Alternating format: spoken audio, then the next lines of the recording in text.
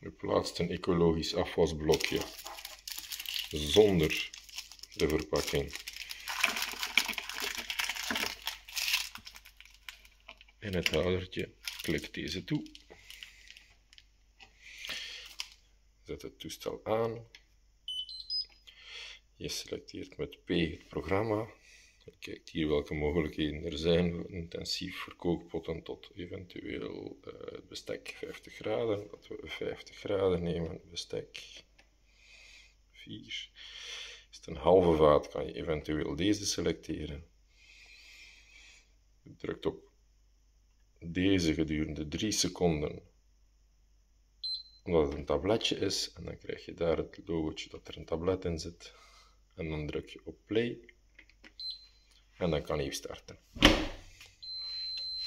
Voilà. Je hoort ook direct het water begint te lopen.